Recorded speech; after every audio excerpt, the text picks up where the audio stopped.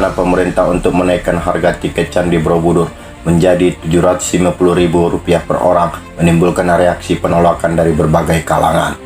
Selain merencanakan kenaikan harga tiket, pemerintah juga melakukan pembatasan jumlah pengunjung.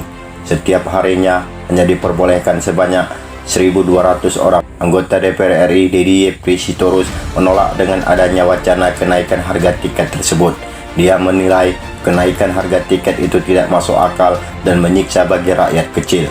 Menurut dia, bila niatnya membatasi jumlah pengunjung yang boleh naik ke Candi Borobudur tetap di angka 1.200 orang, tak harus dengan menaikkan harga tiket. Lakukan saja kebijakan, siapa yang datang lebih dahulu boleh naik hingga jumlah maksimum yang ditetapkan, atau siapa yang mendaftar lebih dulu melalui aplikasi boleh naik. Akan lebih baik jika dikombinasikan antara yang datang lebih dulu dengan yang mendaftar lebih dulu melalui aplikasi, agar ada keadilan antara yang punya akses ke aplikasi dengan yang tidak, paparnya. Dengan adanya wacana kenaikan harga tiket naik ke Candi Borobudur, anggota Komisi 4 DPR RI itu kemudian berpendapat bahwa pemerintah secara tidak langsung menjadi pembeda antara yang kaya dengan yang miskin. Orang miskin tidak akan mampu bayar harga tiket setinggi itu, apalagi datang dengan keluarga. Harga tiket itu bisa lebih besar dari UMR buruh bila berkunjung dengan keluarga. Lalu apakah orang miskin tidak berhak untuk naik dan menikmati Candi Borobudur? Tanya Deddy. Penolakan yang sama juga datang dari kalangan umat Buddha. Kepala Sangha Theravada Indonesia Biksu Sri Padmanabha Mahathira memberikan respon keras terhadap wacana kenaikan harga tiket tersebut. Dia menilai kenaikan harga tiket naik ke Candi Borobudur tersebut berdampak dengan ritual keagamaan bagi umat Buddha.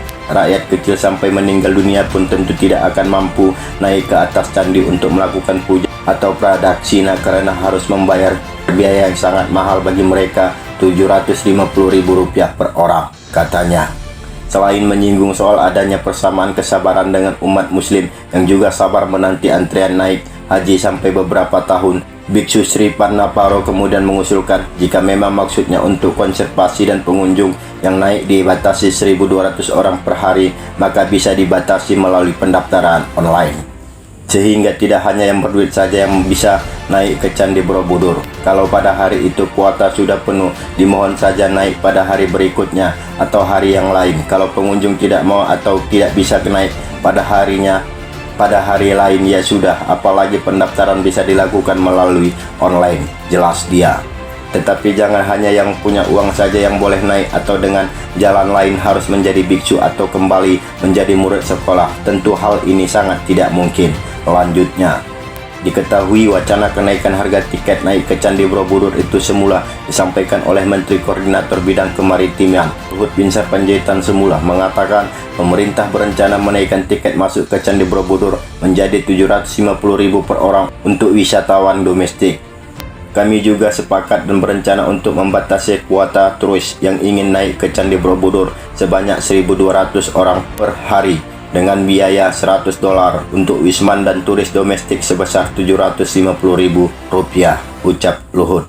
Luhut menuturkan kenaikan tiket dilakukan untuk menjaga kelestarian kekayaan dan budaya Nusantara. Selain masuk dengan biaya tiket yang sudah ditentukan, turis-turis juga harus menggunakan guide lokal dari warga sekitar Candi Borobudur. Ini kami lakukan demi menyerap lapangan kerja baru sekaligus menumbuhkan sense of belonging terhadap kawasan ini, sehingga rasa tanggung jawab untuk merawat dan melestarikan salah satu situs sejarah Nusantara ini bisa terus tumbuh dalam sanubari generasi muda di masa mendatang, jelas Luhut.